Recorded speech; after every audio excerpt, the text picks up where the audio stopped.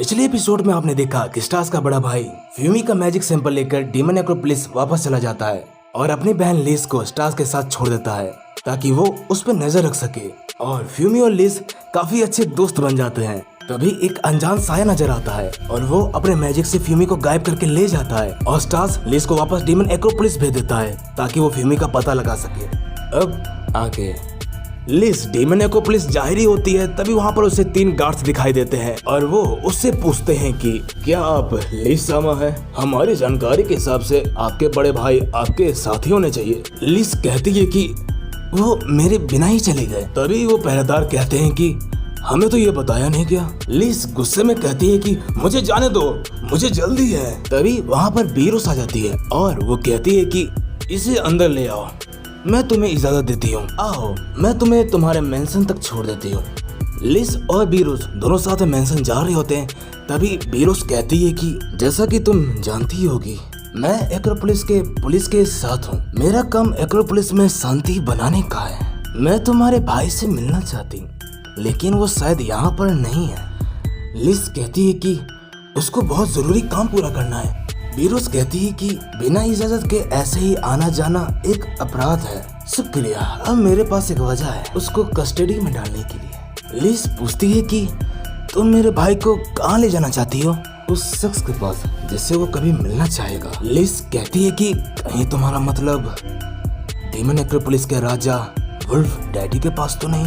तुम उसे उस घटिया आदमी के पास क्यों ले जाना चाहती हो? तुम्हें बताना होगा वो मेरे भाई से क्या चाहता है। बीरोस कहती है कि मैं तुम्हें नहीं बता सकती, वो टॉप सीक्रेट है। लिस कहती है कि वो कोई राजा नहीं है, उसने हमसे हमारे माँ बाप को छीन लिया। बीरोस कहती है कि चलो कोई बात नहीं, हम पहुंच गए। ओए ठरकी आदमी, मैं जानती हूँ तुम अंदर ही हो, दरवाजा खोलो वरना मैं तुम्हारी प्यारी छोटी बहन को नहीं छोड़ूंगी। लिस कहती है कि हे, मुझे चारा मत बनाओ, या तो तुम उसे बाहर बुलाओ या मुझे ही अंदर ले चलो। तभी स्क्रीन पे स्टार्स का बड़ा भाई दिखाई देता है और वो कहता है कि तुम बिल्कुल नहीं बदले बीरोस। बीरोस ये सुनकर कहती है कि हे, तुम ज्यादा मत बोलो, अब जल्दी से दरवाजा खोलो। तभी स्टार्स का बड़ा भाई वो दरवाजा खोलता है और वो सब लोग अंदर चले जाते हैं। सीन मेंशन का अंदर का दिखाया जाता है और स्टार्स का बड़ा भाई कहता है कि कितनी अच्छी खुशबू कलर है, मैं इस चाय पत्ती को नीचे इंसानी दुनिया से लेकर आया हूँ। बीरोस कहती है कि एक्रोपोलिस में बिना इजाजत के इधर उधर जाना एक अपराध है और मैं तुम्हें यहाँ अरेस्ट करने आई हूँ। लेकिन स्टार्स का बड़ा भाई बीरोस की बातों पे ध्यान नहीं देता है। तभी बीरोस गुस्से में कहती है कि तो फिर तैयार हो जाओ, मेरी स्पेशल सजा अंडरडॉग चौकर के लिए। ये बिल्कुल एक शराब की तरह है जो तुम्हारा पीछा कभी नहीं छोड़ेगा। और बीरोस स्टार्स के बड़े भाई को कैद कर लेती है और वो कहती है कि अगर तुमने मैजिक इस्तेमाल करने की कोशिश करी तो तुम्हारी उस चाय में दूध की जगह खून मिलेगा। स्टार्स का बड़ा भाई कहता है कि तो ये तुम्हारी शांति बनाने का कोई तरीका है? मुझे तुम्हारा पेट बनने में कोई भी तकलीफ नहीं है, तो चलो घूमने चलते हैं। सीन डीमन वर्ल्ड का दिखाया जाता है और स्टार्स अपनी बहन से फोन पर बात कर रहा होता है। तभी एक अनजान आदमी स्टार्स से मिलने के लिए आता है और वो कहता है कि यो बंटाए, तुम यहाँ के तो नहीं लगते हो बड़ो, तो तुम इस तरह क्यों चला रहे हो जैसे कि बोले तो ये जमीन तेरे बाप की है क्या? अरे बंटा है, जरा मेरी बात पे भी तो ध्यान दे, अगर तेरी बात पूरी हो गई हो तो मेरी बात का जवाब दे दे। तभी स्टार उससे पूछता है कि क्या तुम इसे जानते हो? मुझे इसकी तलाश है। तभी वो डीमन कहता है कि क्या? फिर से बोलिए बंटे, मुझे सुनाई नहीं दिया। तभी स्टार उस पर एक जोरदार पंच मारता है और वो वहीं ढेर हो जाता है और वो कहते हैं सॉरी सर, मैंने उसे कभी यहाँ नहीं देखा, माफ करना सर, अपन तुम्हारी कुछ ज्यादा मदद नहीं कर पाया, लेकिन हमारे बॉस शायद इसे जानते होंगे, अपन तुमको उनके पास ले चलेगा। बोले तो इस तरफ आ बिड़ो। स्टार्स उससे बोलता है कि एक बात जान लो, अगर तुमने मुझे धोखा दिया तो मैं तुम्हें जिंदा नहीं छोड़ूंगा। सीन शिफ्ट होता है और वो बंदा स्टार्स को अपने बॉस के पास लेकर जाता है और वो बंदा कहता है कि हे यूकी, मैं तुमसे मिलने के लिए एक आदमी को लेकर आया हूँ, अपन को लगा तू इसकी मदद कर सकती है, तो अपन का मोम जैसा दिल पिघल गया और मैं अपन को इसे तेरे पास लेकर आ गया। स्टार्स उससे पूछता है कि मैं इस बंदे को ढूंढ रहा हूँ, तुम क्या उसे जानती हो? और वो कहती है कि हाँ मैं जानता हूँ, लेकिन मुझे ये नहीं पता कि वो इस वक्त कहाँ होगा, लेकिन मुझे ये मालूम है कि वो कहाँ रहता है, लेकिन मुझे नहीं लगता कि तुम उसके घर पहुँच पाओगे। उसका घर डायमेंशन हाईवे में है। डीवन वर्ल्ड के 7 अजूबों में से एक। आज तक ना कोई उस जगह पर गया है और ना ही कोई उस जगह को देखा है। तभी स्टार्स कहता है कि तो तुम कहना क्या चाहती हो? अगर वो एक बार चला गया तो उससे मिलना नामुमकिन है। तभी वो अनजान आदमी कहता है कि मैं किसी को जानती हूँ, उम्मीद करती हूँ नेल कुन यहीं कहीं आसपास होगा। ये लो उसका बिजनेस कार्ड, वो अनजान शक्तियों का ट्रांसपोर्टर है। सीन चेंज होता है और नील नूडल्स खा रहा होता है और वो कहता है कि शायद अब उसे भूख लगी होगी। मिस्टर, एक रेमन देना। तो तुम्हें मेरा छोटा सा बड़ा कारनामा कैसा लग रहा है? फ्यूमी चैन, अब देखो बिना किसी ट्रिक के मैं क्या करता हूँ। टाडा, तुम चौंक गए ना? तभी गुस्से में शॉपकीपर कहता है कि हे, तुम मेरा ऐसे बॉल गायब करके भाग नहीं सकते। मेरा बॉल तुम्हारे मैया की शादी में नहीं मिला था कि तुम ऐसे बांट रहे हो। तुम्हें उसके पैसे देने होंगे।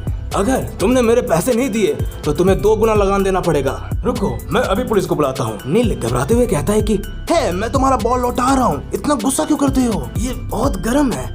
हे, तुम मुझ पे सूप क्यों छिड़क रही हो? हे, अगर तुम ऐसे पेश आई तो मेरी भी सटक जाएगी। तभी नील अपनी जान लगाकर उस बॉल को खींचता है और फ्यूमी उस बैग से बाहर निकल आती है। तभी लिस ये सब अपने स्टडी क्रिस्टल में देख लेती है और स्टार्स को फोन करके कहती है कि स्टार्स, मुझे पता चल गया है कि फ्यूमी कहाँ है। वो एक अनजान लड़के के साथ है। तभी स्टार्स कहता है कि ओह, मुझे पता चल गया, तो उसके साथ है। सीन शिफ्ट होता है और नील भाग रहा होता है और वो कहता है कि मुझे इस चीज को लेकर बहुत बुरी फीलिंग आ रही है।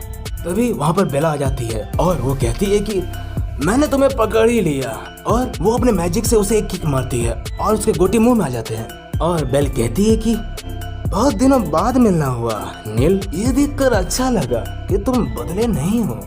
हमें पता चलता है कि नील और कोई नहीं बेला का भाई होता है और बेल उससे पूछती है कि तुम किसके लिए काम करते हो? मैं जानती हूँ कि तुमने उसे अपने पास कैद कर रखा है। मेरी प्यारी फ्यूमी को मैं तुम्हें उसे हाथ तक नहीं लगाने दूंगी। नील कहता है कि ओह, तुम मुझे अब बता रही हो? तुम्हें पता भी है कि मैं तुम्हें कितनी बार ईमेल करने की कोशिश कर रहा था। सच तो यह है कि तुम इस काम के लिए तुम में से ज्यादा अच्छी हो। मैं किसी के लिए काम नहीं कर रहा, मैं बस आदेश का पालन कर रहा हूँ। तभी बेल घबरा जाती है और कहती है कि तुम्हारा मतलब मामा के लिए? मॉम को तुम्हारा ऐसे रुकना उन्हें पसंद नहीं आएगा, वो बहुत गुस्सा होगी। तभी वहाँ पर स्टार्स आ जाता है और वो कहता है कि मैंने तुम्हें ढूंढ ही लिया, चोर कहीं के। तभी नील ये सब देखकर कहता है कि लगता है ये शख्स काफी गुस्से में है। मॉम बहुत गुस्सा हो गई जब उन्हें पता चलेगा कि इसने उस लड़की को छीन लिया। ये सब सुनकर बेल कहती है कि तुम जाओ नील। स्टार्स गुस्से में पूछता है कि बेल, इस समय तुम्हारा भी हाथ है क्या? तभी बेल कहती है कि हाँ, बस अभी अभी हाथ घुसेड़ा है। तभी स्टार्स कहता है कि साफ साफ क्यों नहीं बोलती? तुम दोस्त हो या गद्दार? मुझे तुम्हारी इस बेकार बातों की कोई परवाह नहीं, जल्दी करो और फ्यूमी को लौटाओ। तभी बेल कहती है कि नील, बाकी काम मुझ पर छोड़ दो, तुम अपना काम पूरा करो। और वो उस पेपर के अंदर चला जाता है और बेल स्टार्स पे अपना मिरर मैजिक इस्तेमाल करने की कोशिश करती है, लेकिन स्टार्स उससे आसानी से बच जाता है। और बेल कहती है कि आज मैं हर जगह चूक रही हूँ। तभी स्टार्स कहता है कि मुझे पकड़ना इतना आसान नहीं। तभी बेल अपने पर्स में से गन निकालती है और स्टार्स पे चला देती है और स्टार्स नीचे गिर जाता है और बेहोश हो जाता है। और बेल कहती है कि मैं क्यों ना चूक जाऊं, लेकिन मेरी गोली कभी चूकती नहीं है। सीन चेंज होता है और स्टार्स बेल से पूछता है कि तुम पागल तो नहीं हो? तुम जानती हो ना, अगर मैंने और लेट किया तो फ्यूमी गायब हो जाएगी। बेल कहती है कि लेकिन मुझे इससे कोई मतलब नहीं, मैं तो बस बचा रही हूँ उसे तुमसे। मेरे भाई ने फ्यूमी पे एक ट्रैकिंग डिवाइस लगाया है। तभी स्टार्स गुस्से में पूछता है कि तो वो जानता था कि ऐसा होगा और तुम्हारा मुझे रोकने की कोशिश करना उसके प्लान का हिस्सा है। मैं तुमसे भीख मांगता हूँ, ये अपना बचपना बंद करो और प्लीज मुझे फ्यूमी को बचाने दो।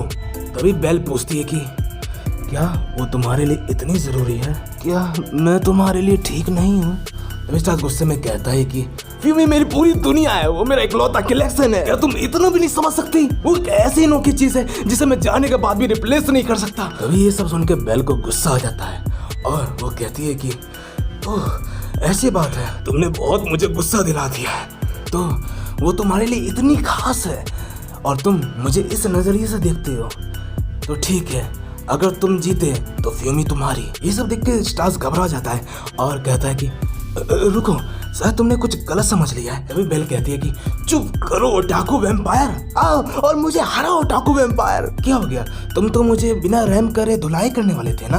तुमने तो इसीलिए वो बुलेट अपने दिल से निकाली थी। इतना कहने के बाद ही बेल अपना मैजिक का इस्तेमाल करके स्टार्स से लड़ने लग जाती है और बार बार अपनी गन से स्टार्स पर हमला करती है और कहती है कि तुम बस अपना वक्त बर्बाद कर रहे हो, तुम मेरे सामने टिक भी नहीं सकते।